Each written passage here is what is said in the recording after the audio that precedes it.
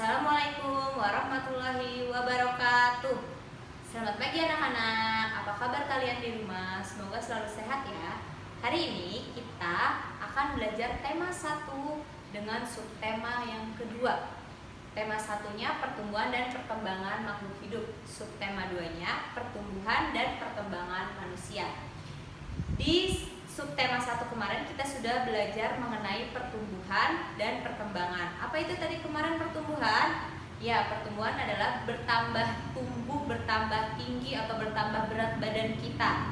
Kalau berkembang, sesuatu yang seperti kamu yang awalnya tidak bisa membaca, akhirnya bisa membaca, itu berkembang. Nah, semua di sini kita akan belajar mengenai faktor-faktornya dulu. Nah, ini kita perhatikan ya, ini pertumbuhan dan perkembangan dari yang masih merangkak, akhirnya bisa berjalan, terus dari yang kalian masih bayi, akhirnya menjadi anak-anak, jadi remaja, akhirnya jadi dewasa, dan akhirnya tua. Itu pertumbuhan. Perkembangannya dari kalian yang belum bisa berjalan, akhirnya bisa berjalan. Itu perkembangan. Ya, ada faktor-faktor yang mempengaruhi pertumbuhan dan perkembangan manusia. Faktor yang pertama, makanan bergizi seimbang. Makanan yang bergizi seimbang, makanan yang mengandung zat gizi yang seimbang seperti karbohidrat, protein, lemak, vitamin, mineral, dan air. Lalu olahraga yang teratur. Kalian bisa berolahraga seperti bersepeda mungkin, atau bisa berenang. Ya mungkin kalau karena pandemi gini kita belum boleh berenang dulu. Lalu ada udara bersih dan lingkungan sehat. Nah, udara bersih dan lingkungan sehat ini sangat berpengaruh karena udara yang bersih itu akan bagus untuk kesehatan kita juga. Nah, lingkungan yang sehat berarti lingkungan yang tidak banyak sampah, tidak tercemar udaranya. Itulah lingkungan yang sehat mempengaruhi juga untuk tubuh kita. Lalu sinar matahari yang cukup. Sinar matahari ini bagus untuk kesehatan tulang dan kesehatan gigi. Jadi kalau kita berjemur pagi itu bagus untuk kesehatan tulang kita agar lebih sehat juga kita. Lalu ada istirahat yang cukup. Jangan lupa. Nah, ini kita tidak boleh tidur larut malam karena ini mempengaruhi pertumbuhan dan perkembangan kita juga, terutama yang masih anak-anak. Nah, itu kan kita harus tidur yang cukup. Kalau untuk dewasa 7-8 jam sehari. Kalau untuk anak-anak harus lebih dari 7-8 jam. Jadi tidak boleh tidur larut malam. Nah, sekarang kita makanan zatnya. Nah, yang tadi sudah Bu Guru bilang, zat makanan bergizi seimbang, yaitu ada tadi karbohidrat, lemak, protein, vitamin, mineral, dan air. Karbohidrat, apa itu karbohidrat? Kita cek karbohidrat itu apa ya?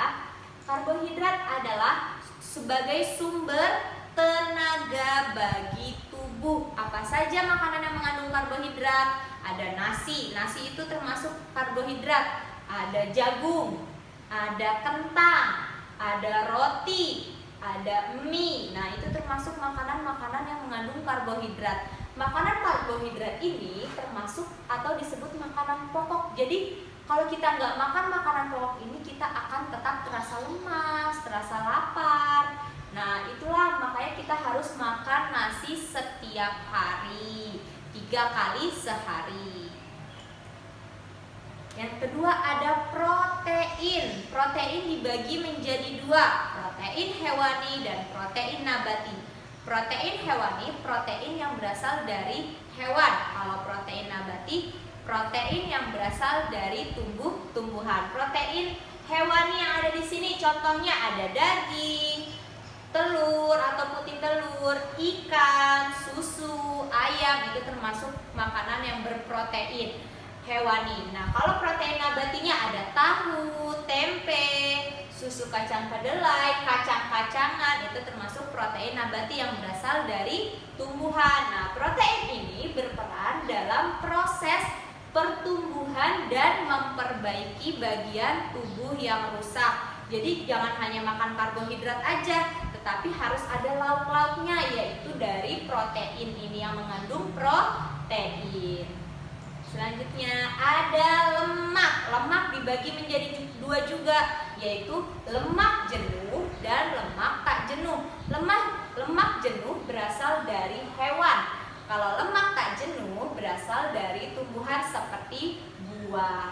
Selain kita makan protein, karbohidrat, kita juga butuh lemak, daging, misalkan dagingnya, daging sapi itu untuk lemak kita. Lemak sebagai apa? Lemak sebagai sumber energi. Sumber energi kamu itu dari lemak. Dan untuk mempertahankan tubuh kamu agar tetap hangat.